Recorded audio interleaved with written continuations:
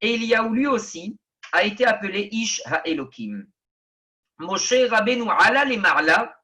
Moshe Rabbeinu est monté en haut au moment du Matan Torah, au moment du don de la Torah. Il a eu l'occasion effectivement de monter à un certain nombre de reprises sur le Har Sinaï.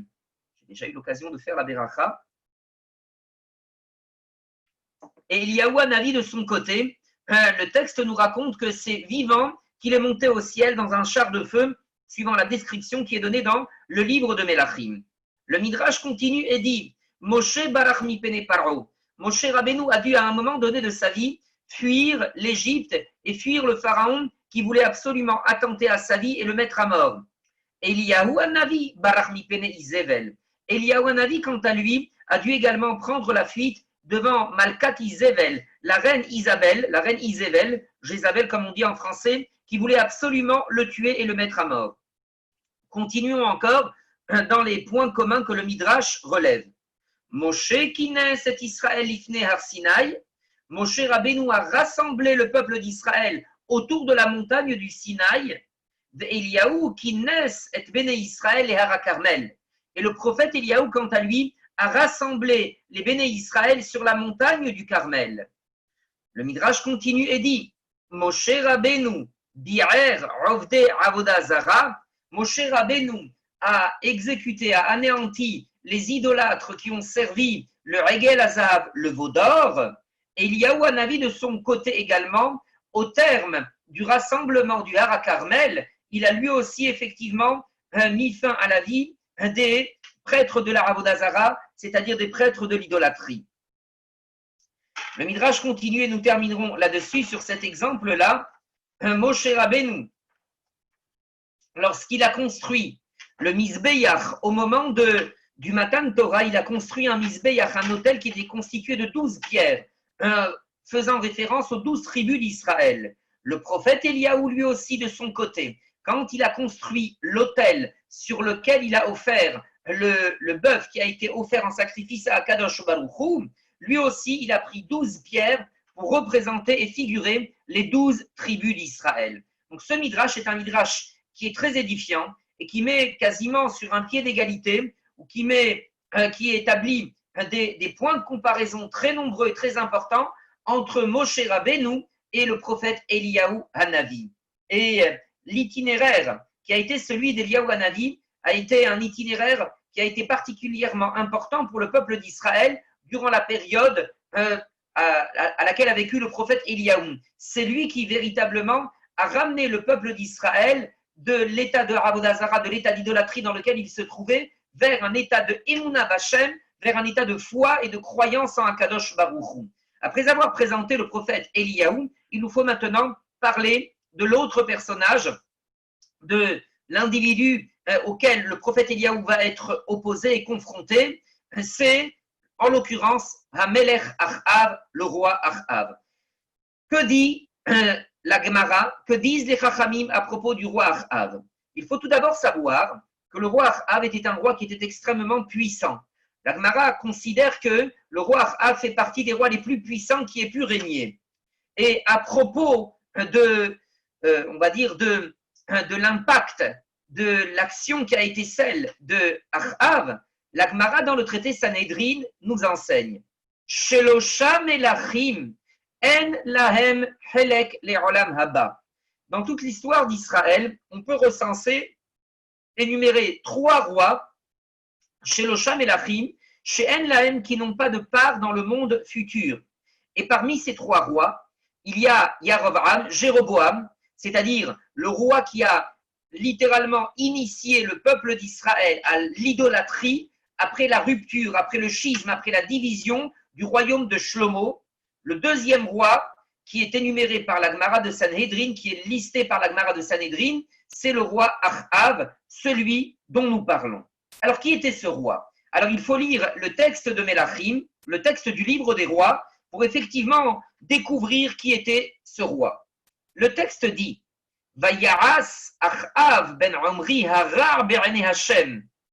Le roi Achav, fils de Omri, a commis le mal be'enei Hashem mikol asher lefanav, plus encore que tous les rois qui l'ont précédé. Et pourtant, il y avait un roi extrêmement mauvais, mécréant, qui l'avait précédé, c'était Jéroboam. Et le texte dit qu'il a encore fait plus de mal que Jéroboam. Le texte dit suivre les voies de Jéroboam n'était pas pour lui suffisant. Il fallait qu'il en fasse encore plus, il fallait qu'il fasse encore plus de Averot, plus de péchés, et qu'il fasse en sorte d'éloigner encore plus le peuple d'Israël de Hakadosh Baruch Hu. Le texte continue et dit Vaikar Isha, il a pris pour femme et Isével bat et Baal Melech Sidonim. Il n'a pas pris pour épouse une femme du peuple d'Israël, il a été chercher une des princesses qui vivait dans le royaume du Nord, c'est-à-dire le royaume de Sidon, et c'est la fille de ce roi qui est devenue son épouse, et c'est celle que nous appelons Isével, Jézabel en français, ou peut-être même Isabelle. Vayelech, Vayavod et Habbaal. Ce roi s'en est allé, il s'est prosterné devant le Baal, Vaishtachulo, Vayaken Mizbeach la Baal. Il a construit des autels, un autel pour le Baal, l'idole du Baal, auquel il a sacrifié dans sa capitale. Il se trouvait dans le royaume du Nord, et la capitale du royaume du Nord, c'était la ville de Shomron. Au sein de Shomron, il a bâti un autel dédié à cette idolâtrie, dédié au dieu Baal. Vayaras Achav et Asherah.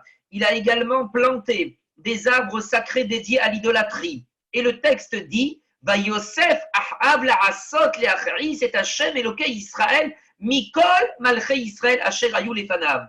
Il a fait beaucoup plus de mal les achris et Hashem pour irriter et provoquer la colère de Dieu plus que tous les autres rois d'Israël qui l'ont précédé. Et le texte continue et dit, et il nous rapporte une anecdote assez incroyable concernant un épisode, un événement qui s'est produit à l'époque du roi Achav.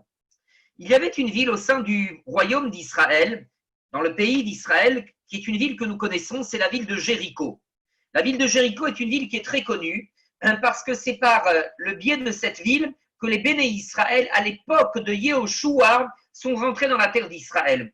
C'est la porte d'entrée de tout le pays d'Israël. Les Béné Israël ne sont pas rentrés en terre d'Israël par le sud ou par le nord, ils sont rentrés précisément au niveau effectivement de la ville de Jéricho. Ils ont traversé le Jourdain et la première ville qu'ils ont rencontrée après cela a été la ville de Jéricho. La première bataille que les Béné Israël ont menée quand ils sont entrés dans la terre d'Israël sous la conduite de Yehoshua a été la bataille contre la ville de Jéricho. Cette bataille a servi de leçon édifiante pour tous les Béné Israël. C'est une bataille qui ne s'est absolument pas déroulée de façon conventionnelle. Les Béné Israël n'ont pas eu besoin de recourir aux armes, ils n'ont pas eu besoin de recourir à des fantassins, ni à des soldats, ni à un quelconque bataillon pour prendre cette ville d'assaut. Akadosh Baruch Hu a réalisé un miracle extraordinaire. Il a demandé aux Kohanim de tourner autour de la ville pendant 7 jours d'affilée. Et le 7e jour, lorsque l'on a sonné du chauffard, les murailles de Jéricho se sont écroulées sur elles-mêmes, et c'est de la sorte que les Béné Israël ont pu prendre d'assaut la ville. Yehoshua a prononcé sur cette ville un anathème. Il a interdit d'ailleurs que l'on s'empare des biens de cette ville, il a interdit que l'on s'empare des richesses de cette ville, et par voie de conséquence, les Béné Israël ont gardé de Jéricho le souvenir d'une ville qui devait servir de lieu de mémoire pour que les Béné Israël se rappellent du fait que c'est Akadosh Baruch Hu qui donne la victoire, c'est lui le maître de la guerre, c'est lui le Ish Milchama. Et pour que les Béné Israël comprennent que pour toutes les autres batailles qu'ils auraient à mener sur le territoire de la terre d'Israël, il faudrait que les Béné Israël se rappellent de la bataille de Jéricho pour qu'ils comprennent que Dieu est à leur côté et que même s'ils ne le voient pas directement et de leurs propres yeux, c'est Akadosh Baruch Hu qui leur donne la victoire miraculeusement, comme il a pu le faire de façon flagrante et manifeste à l'occasion de la bataille contre Jéricho. Voilà ce que représentait la ville de Jéricho. Ajoutez à cela, Yehoshua a prononcé également une klala, une malédiction à l'égard de l'individu qui s'aviserait de construire et de rebâtir la ville de Jéricho. Yehoshua avait prononcé un anathème, une malédiction en interdisant que l'on bâtisse, que l'on reconstruise la ville de Jéricho. Et il a menacé, Yehoshua a menacé l'individu qui poserait les fondations d'une nouvelle ville dans le territoire, enfin dans la ville de Jéricho. Il a menacé de voir disparaître le premier de voir disparaître ses enfants et ensuite de voir disparaître la totalité de ses enfants lorsque il construirait les portes et les murailles de la ville pour conclure la construction de la cité.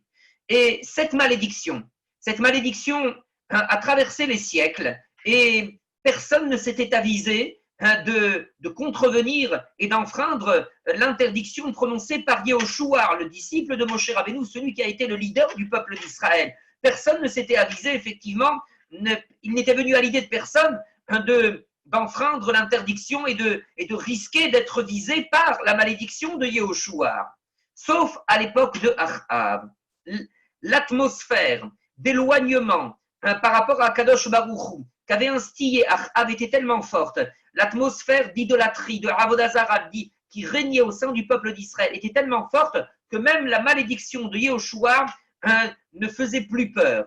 Et le texte du Navi, le texte du prophète nous raconte dans Melachim, dans le livre des rois, Beyamav, c'est à l'époque de Achav que Bana Hiel Bet Ha'eli et Yericho. Un personnage se nommant Hiel Bet Ha'eli. Hiel, l'habitant de Bethel, c'est le personnage qui a reconstruit la ville de Jéricho. Ba'aviram Bechoro Yiseda. Littéralement, c'est par la mort de son fils aîné, Aviram, qu'il a posé les fondations de la ville. Ubisgouv Seriro Yitziv Delatea. Et lorsque il a terminé la construction de la ville en posant les portes permettant la fermeture et l'ouverture de la ville, il a perdu le plus jeune de ses enfants, son Benjamin, qui se nommait Ségouv. Kidvar Hashem Asher Diber Beyad Yehoshua bin Nun, suivant effectivement la malédiction qu'avait prononcée Yehoshua bin Nun, le serviteur d'Akadosh Baruch Hu. Cette anecdote absolument tragique permet effectivement de prendre la mesure de l'état d'éloignement, d'idolâtrie dans lequel le peuple d'Israël se trouvait à cette époque-là. Il y a des commentateurs qui soulignent le fait que le comportement de Hiel Bet Ha'eli est un comportement qui défie l'entendement. Il constate, lorsqu'il pose les fondations de la ville, que son fils aîné meurt. Il constate, quand il avance dans la construction de la ville, que ses autres enfants continuent de mourir. Et puis, au lieu effectivement d'ouvrir les yeux et de se dire qu'il vaudrait mieux qu'il épargne la vie du plus jeune de ses enfants, de celui qui lui reste, de son Benjamin, l'individu persiste et continue à foncer droit dans un mur. Il finit par achever la construction de la ville et par poser les portes de la ville de Jéricho. Et lorsqu'il pose les portes de la ville de Jéricho, voilà que se réalise l'intégralité de la malédiction de Yehoshua. Il perd le plus jeune de ses enfants, son Benjamin, le seul enfant qui lui restait. Les commentateurs disent, c'est incroyable à quel point l'être humain peut avoir un comportement tortueux, à quel point l'être humain peut s'entêter et s'obstiner dans le refus d'ouvrir les yeux et dans le refus de voir devant lui ce qui s'impose, ce qui constitue une véritable évidence, à savoir la toute-puissance d'Akadosh Baruch Hu. Il a les yeux qui sont tellement obstrués par l'obscurité de l'idolâtrie qu'il refuse de voir ce qui se présente comme une évidence, à savoir la concrétisation de la malédiction de Yehoshua. Et pour cause, il ne veut pas le voir parce qu'accepter la réalité de cette malédiction, de facto, reviendrait à montrer, à présenter le démenti le plus formel de la vérité, de la réalité de l'idolâtrie. En d'autres termes, accepter la réalité ou la vérité de la malédiction de Yehoshua reviendrait forcément à renoncer à l'idolâtrie. Or, Hiel Bet Ha'eli veut continuer dans ce cheminement qui le mène à son propre fourvoiement, qui le mène à sa propre perte. Il ne veut pas effectivement accepter la réalité et la vérité de l'existence de Dieu.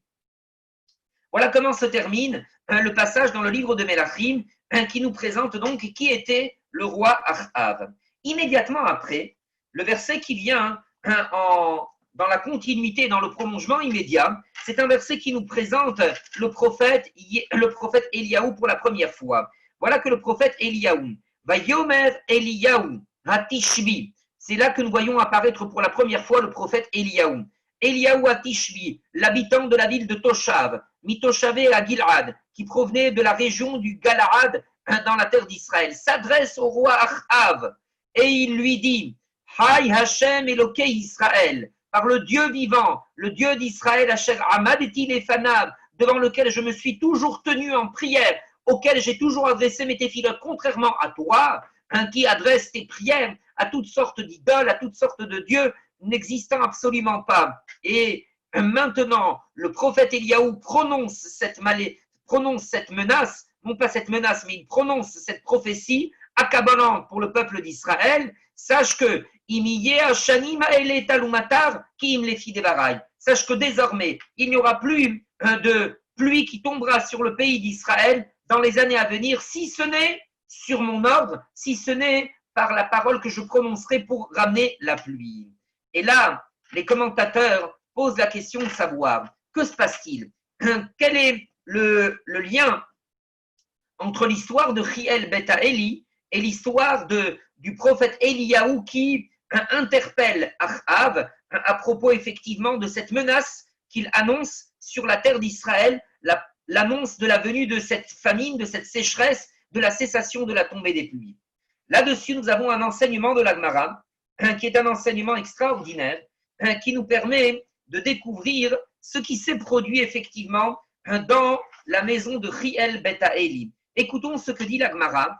Les propos de l'Agmara sont également rapportés dans le Midrash et nous allons entendre ce que le Midrash et l'Agmara nous enseignent. Les Chachamim donc nous disent, aussi bien dans le Midrash que dans la Gemara, Amar Akadosh Baruch Hu Eliyahu, Akadosh Baruch Hu a ordonné au prophète Élie, L'er veipagesh im Hiel Beta Eli, va donc rencontrer Hiel Beta Eli chez lui à la maison pour lui présenter les tanchumines, les condoléances.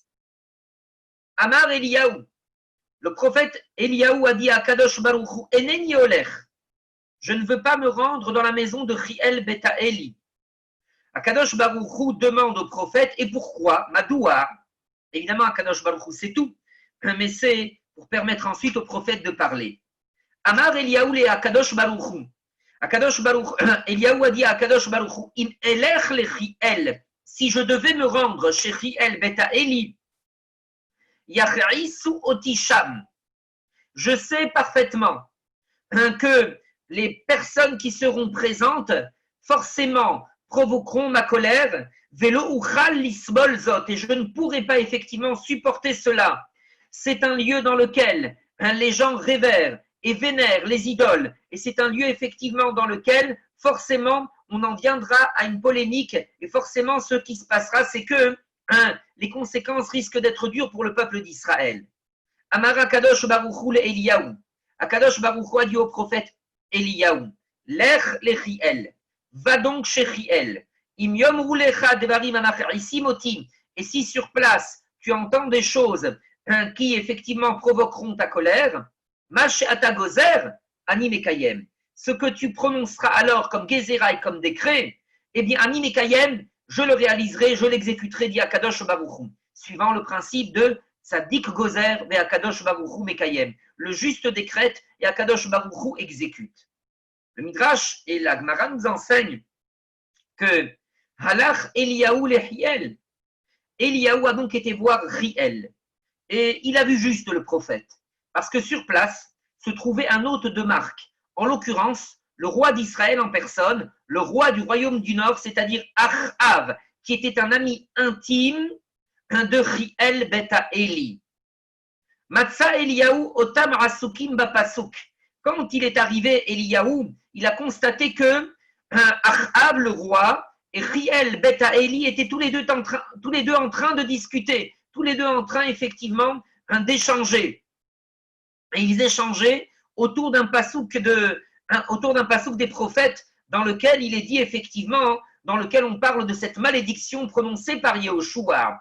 Le texte du livre de Yehoshua dit la chose suivante. Vayashbar Yehoshua Barétaï est mort. Yehoshua a fait prêter serment au peuple d'Israël en leur disant Arur Aish, maudit soit l'homme, l'ifne Hashem, devant Dieu, Asher Yakum, qui se dresserait, Ubana et Tahir Azot et Yericho, et qui se permettrait de reconstruire cette ville, la ville de Jéricho. Bibchoro Yeyasedena ou Bitsairo Yatsiv Delatea. Et s'il s'avisait de le faire, Yehoshua a dit qu'il perdrait son fils aîné en posant les fondations de la ville, et il perdrait son fils Benjamin en posant les portes de la ville. Et les deux personnages, Achav et Chiel Betaïli, discutaient de ce verset, ils discutaient de cette malédiction prononcée par Yehoshua. Là-dessus, Eliaou a interpellé les deux personnages et il leur a dit Baruch Eloke Hatzadikim Amkayem Divrei Hatzadikim. Béni soit Hakadosh Baruchu, le Dieu de ces tzadikim, que servent ces tzadikim, Hakadosh Baruchu qui exécute les paroles prononcées par les tzadikim, les paroles prononcées par les justes qui vénèrent et qui servent Dieu. Et là-dessus, le Midrash et la Gemara nous enseignent que le roi Achav s'est permis d'interpeller Eliaou le prophète. Il s'est permis de l'interpeller et de tourner en dérision les paroles de la Torah. Il a dit à Achav, a dit à Eliaou, Migadol Hatalmid o Harav, qui est donc plus grand, le disciple ou l'élève? Eliaou a répondu, bien entendu, le disciple ou le maître? Eliaou a répondu, bien entendu, c'est le Rav, c'est-à-dire le maître qui est plus grand que l'élève. Et là-dessus, Eliaou a renchéri, qui est donc plus grand? Yehoshua qui a fait rentrer les Béné Israël en terre d'Israël, ou Moshe qui a fait sortir les enfants d'Israël du pays d'Égypte? Naturellement, a dit Eliaou, c'est Moshe Rabbeinu qui est plus grand que Yehoshua.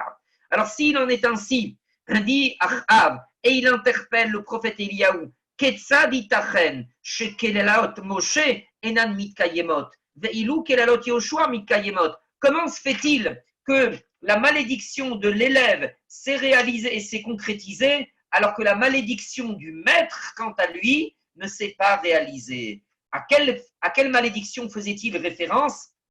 Il est écrit dans le texte de la Torah. Et c'est d'ailleurs le deuxième paragraphe du schéma que nous lisons tous les jours.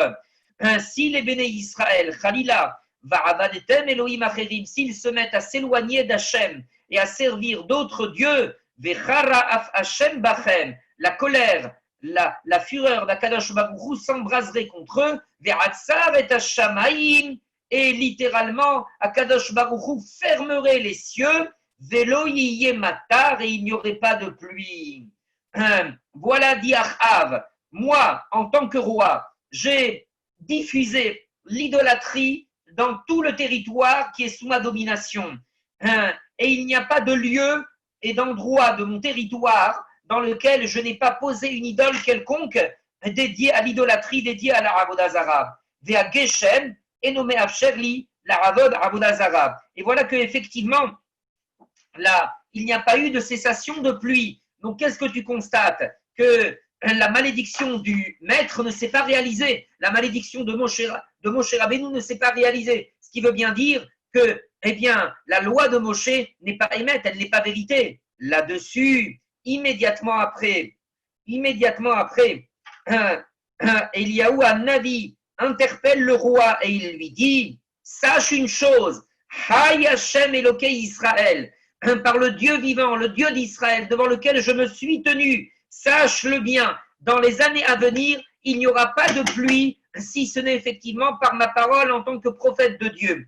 À la suite, effectivement, de la dérision provoquée par Achav, le roi d'Israël, par le fait que Achav a dénigré, méprisé Moshe Rabbeinu en s'exprimant de la sorte, en montrant que sa prophétie ne s'était pas réalisée, le prophète Eliaou a revendiqué littéralement le kavod de Moshe Rabbeinu. Il a pris la défense de l'honneur de Moshe Rabbeinu et de l'honneur de Hakadosh Baruch Hu en disant désormais, sache-le, il n'y aura plus de pluie sur le territoire d'Israël si ce n'est par ma parole. Ce que n'avait pas compris en réalité Achav, c'est que si Akadosh Baruch Hu n'avait pas envoyé, n'avait pas réalisé cette prophétie, ce n'était pas Halil Avechas, pour démentir ce qui est écrit dans le texte de la Torah de Moshe Rabbeinu, mais c'était par pitié, par Rahmanout, par compassion pour le peuple d'Israël. Parce que si la pluie, effectivement, devait cesser de tomber, ce serait le peuple d'Israël tout entier qui tomberait dans un état de famine, dans un état de désolation. Et Akadosh Baruch Hu berachmanuto, berachamav amerubim, dans sa grande pitié, dans sa grande compassion à l'égard du peuple d'Israël, Akadosh Baruch Hu a fait en sorte d'être erer rapaim, d'être longanime, de retenir sa colère et de ne pas infliger cette punition et cette sanction terrible de la sécheresse, de la famine au peuple d'Israël. Voilà que maintenant le roi Achav, qui, ne voyant pas le doigt d'Akadosh Baruch Hu, n'étant pas capable d'ouvrir les yeux sur la pitié, la compassion d'Akadosh Baruch Hu, le chesed, la bonté d'Hachem, ce roi qui se montre incapable d'ouvrir les yeux sur cette réalité, eh bien, va voir effectivement comme un retour de manivelle ce qui va s'abattre sur lui et sur tout le peuple d'Israël à cette époque-là, à savoir la sécheresse, la famine, la cessation de la tombée des pluies, tel que Eliyahu Hanavi, Eliyahu le prophète, le prononce devant lui. Immédiatement après, le texte du Navi nous raconte et nous décrit cette situation de sécheresse qui s'abat sur le peuple d'Israël et cette sécheresse qui va faire souffrir le peuple d'Israël. On découvre à ce moment-là, dans le texte du Navi, la difficulté, la détresse à laquelle le peuple d'Israël va se confronter au cours des mois, au cours des années qui vont s'écouler et durant lesquelles il ne va pas y avoir une seule goutte de pluie qui va tomber au sein de la terre d'Israël. On nous présente également le prophète Eliyahu. Akadosh Baruch Hu s'adresse au prophète Eliyahu et lui dit désormais, effectivement, puisque tu as prononcé cette menace et cette malédiction sur la terre d'Israël, il faut que tu prennes la fuite et que tu ailles te cacher pour ne pas effectivement que l'on porte atteinte à ta vie. Le prophète Eliyahu suit les injonctions d'Akadosh Baruch Hu et il se rend effectivement dans un lieu donné, dans un endroit donné où Akadosh Baruch Hu va le nourrir de façon miraculeuse. Il va se trouver près d'un torrent d'eau qui va lui donner effectivement l'eau dont il a besoin. Et puis ensuite, Akadosh Baruch Hu va faire en sorte que des corbeaux lui apportent quotidiennement son pain, sa nourriture, pour qu'il puisse effectivement continuer à vivre et à survivre dans cet état d'isolement. Au bout d'un certain temps, le texte prophétique nous raconte que le torrent a commencé à se tarir, puisque la sécheresse, les pluies n'étaient toujours pas tombées, donc le torrent n'avait plus effectivement de quoi être alimenté, et lui aussi, il a fini par se dessécher, se tarir, et littéralement finir par disparaître. Akadosh Baruch Hu a ordonné à ce moment-là au prophète Eliyahu de se rendre dans un endroit donné qui s'appelle Tsarfat. Alors c'est assez incroyable, c'est un lieu donné qui ressemble effectivement au même nom qui est celui du pays dans lequel nous trouverons Tsarfat, c'est-à-dire la France, mais qui n'est pas la France évidemment. C'est une ville, un lieu donné qui s'appelle Tsarfat. Akadosh Baruch Hu dit au prophète, tu vas te rendre chez une pauvre femme qui est une veuve et qui vit avec son seul enfant, tu vas aller chez elle et tu vas effectivement être nourri par elle. Le prophète se rend chez elle et il lui dit, donne-moi à manger. La pauvre femme lui dit, je n'ai strictement rien, il ne me reste qu'un petit peu de farine. Et si effectivement, je n'ai que de quoi effectivement fabriquer, confectionner une galette que je donnerai à manger pour moi et pour mon fils, et ensuite nous attendrons que la mort survienne. Le prophète qui entend cet état de précarité terrible a effectivement une grande douleur dans le ventre, et il dit à la femme, réserve-moi un petit peu effectivement du gâteau que tu vas préparer, et Akadosh Baruch Hu te donnera la bénédiction dans ta farine, il te donnera la bénédiction dans ton pot d'huile, pour que effectivement tu puisses continuer à vivre toi et ton fils jusqu'au moment où Akadosh Baruch Hu ramènera les pluies, et jusqu'au moment où Akadosh Baruch Hu fera cesser donc cet état de sécheresse et de famine. La pauvre femme écoute ce que lui dit le prophète, elle lui donne une partie de son gâteau, de la galette qu'elle fabrique, le prophète se nourrit de cette galette, et par la suite Akadosh Baruch Hu donne la bracha à cette pauvre femme dans son pot de farine et dans son pot d'huile. Il y a des commentateurs qui soulignent le fait que Akadosh Baruch Hu demande au prophète qu'il se rende dans cette ville de Tsarfat pour qu'il puisse constater de ses propres yeux l'état de difficulté, l'état de détresse dans lequel les béné Israël se trouvent à cette époque-là, pour que le prophète ouvre les yeux sur la grande difficulté, sur la situation extrêmement difficile que les béné Israël sont en train de vivre, et qu'il prononce de la sorte, effectivement, de sa bouche, la xéra en sens inverse, pour que la pluie se mette à tomber et pour que, effectivement, la pluie revienne au sein du peuple d'Israël et au sein du territoire d'Israël. Le prophète constate effectivement cet état de difficulté. Et certains commentateurs font remarquer que la ville vers laquelle Akadosh Baruch Hu a demandé au prophète de se rendre, la ville de Tsarfat, c'est un nom qui est constitué de deux mots. Tsar, Pat. Pat, c'est le pain. Tsar, c'est littéralement l'étroitesse. C'est-à-dire, il arrive dans un lieu où le pain est étroit, c'est-à-dire un lieu dans lequel la nourriture se trouve en petite quantité. C'est un lieu dans lequel il est difficile d'obtenir de la nourriture, pour que le prophète comprenne effectivement la situation de grande difficulté dans laquelle le peuple d'Israël se trouve. Le prophète comprend le message. Et on nous raconte ensuite, dans ce texte biblique, le fait qu'il y avait un des intendants du roi Achav, qui s'appelait Ovadia. C'était un homme qui était un Yéré Hachem, quelqu'un qui craignait Akadosh Baruch Hu, alors que l'ensemble des autres serviteurs de Achav ne craignaient pas Akadosh Baruch Hu et qui étaient tombés en réalité dans l'idolâtrie. Un beau jour, le roi Achav a dit à son intendant, il lui a dit, il faut que désormais nous allions, toi et moi, dans les différentes directions possibles pour que nous puissions trouver de l'eau. Nous n'avons plus de source d'eau, nous n'avons plus d'approvisionnement en eau, il faut impérativement que l'on puisse trouver un approvisionnement en eau. Le roi Achav se dirige dans une certaine direction pour rechercher de l'eau. L'intendant Ovadia avance dans une autre direction et voilà qu'il tombe nez à nez avec le prophète Eliyahu qui s'adresse à lui et qui lui dit « Ovadia, je sais que tu es effectivement un serviteur d'Akadosh Baruch Hu, je vais te demander de retourner chez ton maître, chez le roi Achav, et tu vas lui dire que je vais venir le voir et que j'ai quelque chose à lui dire. » Ovadia s'exclame en disant « Oh Adonim, mon Seigneur, toi le prophète d'Akadosh Baruch Hu, je ne peux pas effectivement me rendre de la sorte chez le roi si tu ne me garantis pas que tu le verras.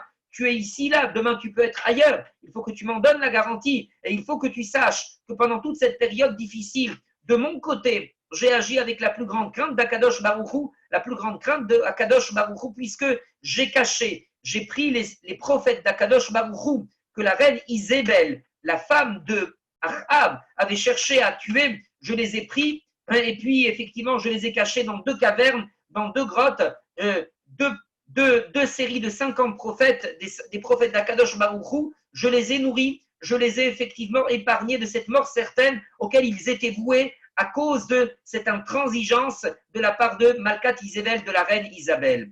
Le prophète Eliyahu lui dit, je sais effectivement quel est ton degré de service d'Akadosh Baruch Hu, ton degré de sincérité, de fidélité à Akadosh Baruch Hu. Tu peux dire à ton maître que je viendrai le voir. Et là-dessus, effectivement, Ovadia se rend chez le roi et il lui dit, le prophète Eliyahu vient te voir et il a quelque chose à te dire.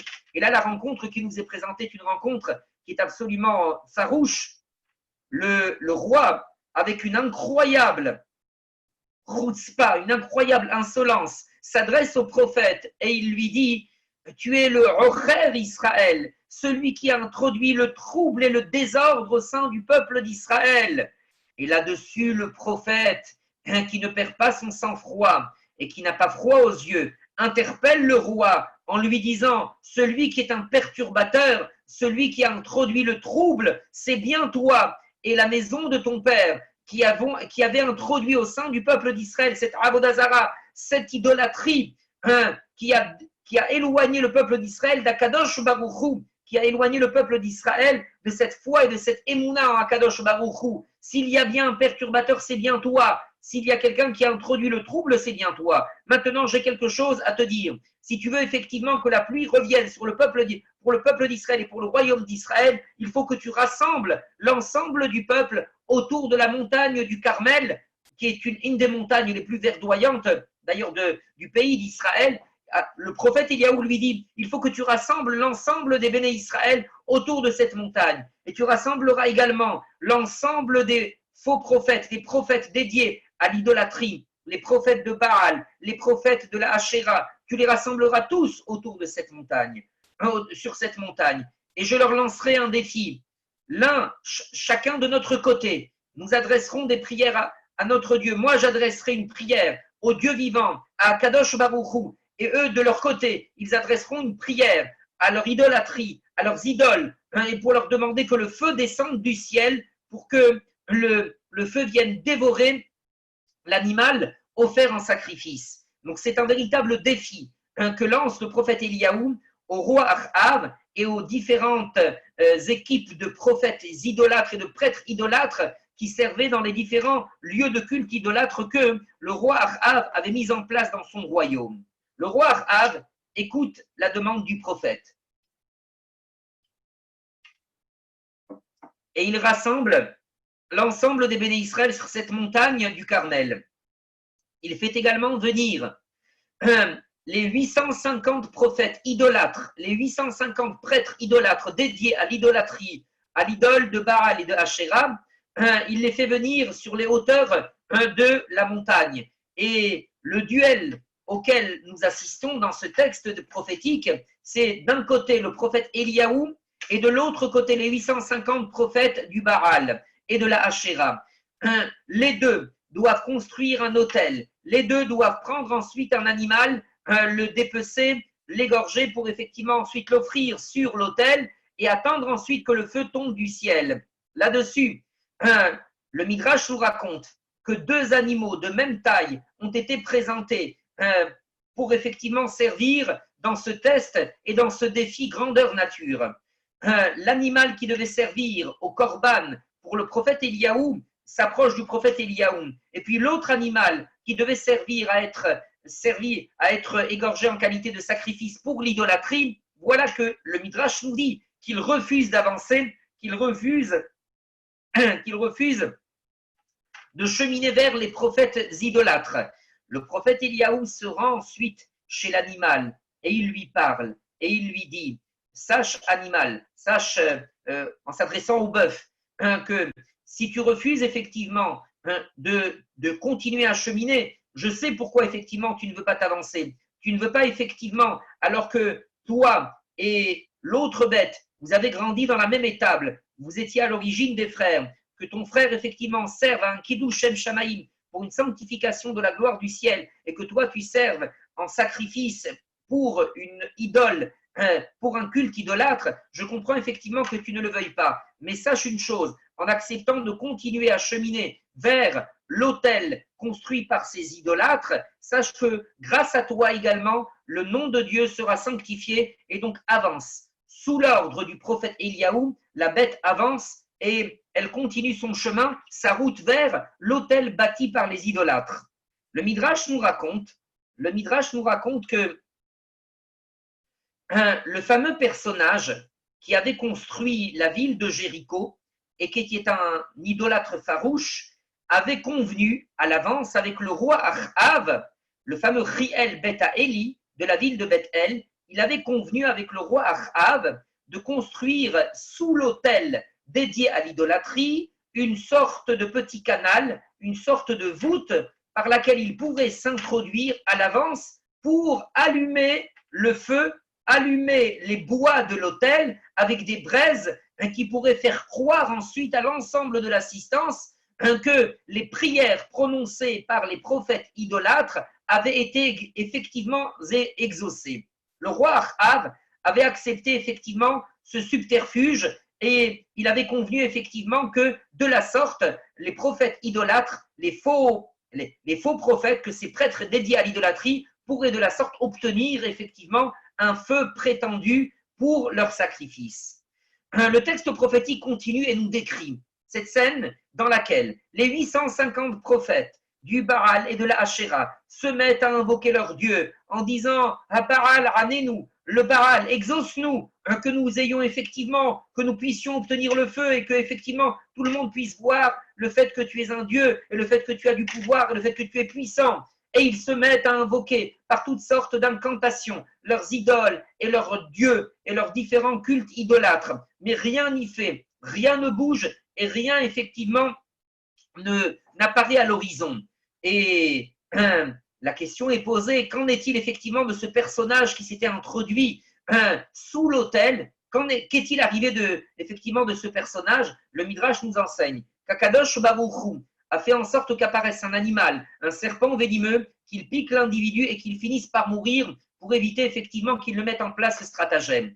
Les prophètes idolâtres qui étaient au courant de ce subterfuge, voyant qu'effectivement leur prière et que le subterfuge n'avait pas marché, ils continuent leurs incantations, dit le texte biblique. Et le prophète Eliaou se met à les railler en leur demandant de crier plus fort, en leur disant que peut-être que leur idole et que leur Dieu est en train de s'endormir ou qu'il est peut-être en train de faire une sieste et qu'il faudrait effectivement prononcer des prières plus fortes. Il se met à les railler, il se moque d'eux et ces individus, suivant la description qu'en donne le texte prophétique, se mettent à se taillader la chair, à couler et le sang coule de leur propre corps, mais rien n'y fait. La journée avance et le feu, le prétendu feu n'apparaît absolument pas à l'horizon. Vers la fin de la journée, Ba'alot Mincha, au moment de la prière de Mincha, le prophète Eliaou réunit alors le peuple d'Israël et il leur dit, vous allez voir maintenant effectivement qui est Akadosh Baruch, qui est le vrai Dieu.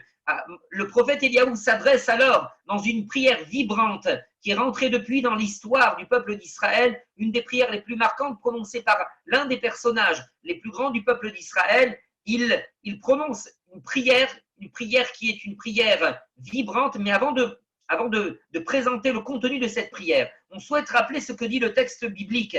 Le prophète Eliaou a ordonné que sur l'autel qu'il avait construit avec 12 pierres et sur lequel il avait déposé l'animal qu'il avait égorgé, il a demandé qu'on submerge cet autel d'une très grosse quantité d'eau, une première quantité d'eau, une deuxième quantité d'eau, une troisième quantité d'eau, si bien que la tranchée qui se trouvait autour de l'autel était complètement remplie d'eau, dit le texte biblique. Et après avoir inondé totalement l'autel d'une très grosse quantité d'eau, le prophète Eliaou lève les mains vers le ciel et il adresse cette prière à Kadosh Baruch Hu, cette prière vibrante.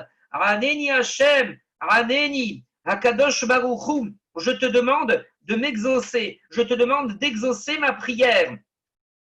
Le texte biblique dit précisément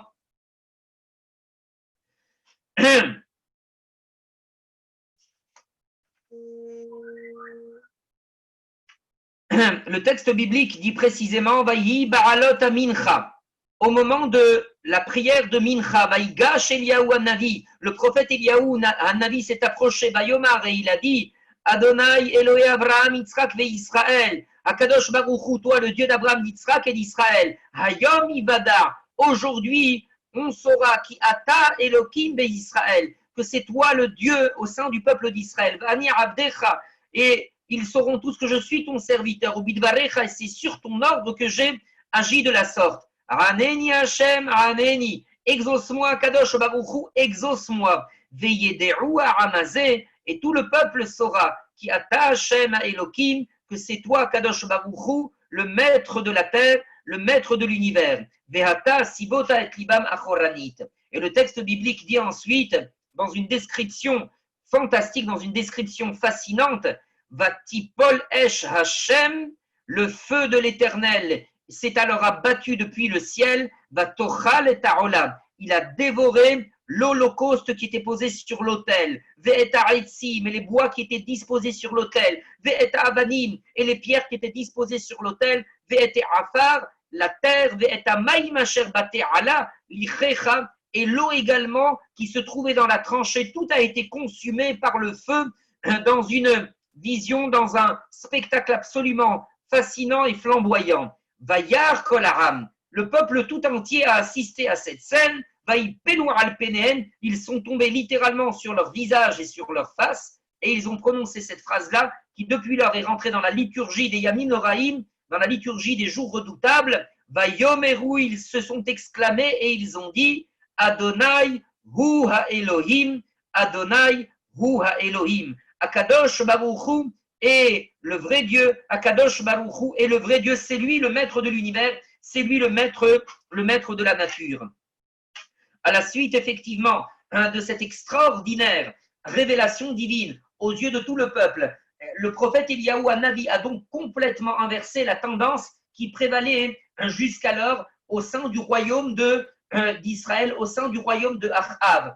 Le peuple d'Israël, qui avait sombré dans une véritable Avodazara, dans une véritable idolâtrie, a été ramené à une Emouna Bachem, à une foi en Akadosh Baruch Hu, grâce à cette intervention du prophète Eliyahu Hanavi et ce défi qu'il avait lancé aux différents prophètes du Baal, les 850 prophètes du Baal et de la Asherah. Le texte prophétique nous raconte que, à la suite de cela, Akadosh Baruch Hu a fait tomber les pluies après 3 années de batsoret, de sécheresse et de famine qui avaient sévi au sein du peuple d'Israël. Et le peuple d'Israël a pu de la sorte effectivement constater la véracité de la prophétie de Moshe Rabbeinu, qui avait effectivement annoncé que si le peuple d'Israël s'ingénie, si le peuple d'Israël s'obstine à servir les idoles, Ve'atzar et Hashamaim, Akadosh Baruch Hu ferait en sorte de clôturer les portes du ciel pour que la pluie ne tombe pas. Cette prophétie de Moshe Rabbeinu, c'est le prophète Eliyahu Hanavi qui a fait en sorte qu'elle finisse par se réaliser. Et au final, cette prophétie de malédiction, Akadosh Baruch Hu l'a retirée pour ramener les pluies au peuple d'Israël et faire en sorte que de nouveau, ils puissent bénéficier de la bénédiction de la bracha d'Akadosh Baruch Hu, constituée et représentée par les pluies qui ont ramené la vie au sein de ce pays qui avait été meurtri par plusieurs années de famine et de sécheresse. Voilà donc effectivement l'histoire du prophète Eliyahu telle qu'elle est racontée dans le livre de Melachim Aleph. Et c'est effectivement, nous n'avons pas encore terminé la totalité des chapitres que le livre de Melachim consacre au prophète Eliyahu Hanavi, mais nous avons déjà eu l'occasion aujourd'hui de voir un des chapitres les plus importants de l'histoire de la vie du prophète Eliyahu et de son action au sein du peuple d'Israël.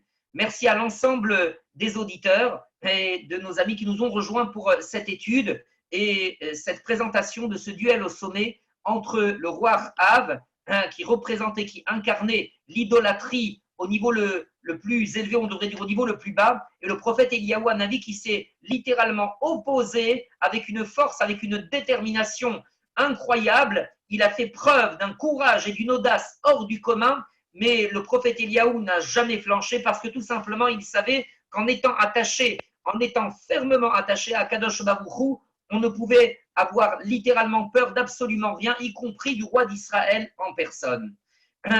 Encore une fois, nous adressons tous nos remerciements à l'ensemble de nos amis qui ont eu l'occasion de nous rejoindre ce soir pour cette étude du livre de Melachim, du livre des rois, nous présentant donc le prophète Eliyahu Hanavi aux prises avec le roi d'Israël, avec cette magnifique conclusion où l'on voit effectivement le peuple d'Israël tout entier s'exclamer Hashem ou Elohim, Hashem ou Elohim. C'est Akadosh Baruch Hu qui est le maître de l'univers, Akadosh Baruch Hu qui est le maître de la terre. Excellente soirée à tous et encore une fois un très grand merci à l'équipe de Yeshiva Online. Merci beaucoup, Rav. Merci. Bonne soirée. Excellente soirée, au revoir. Merci Rav, à demain. Merci. Merci, à demain, Be'ezrat Hashem.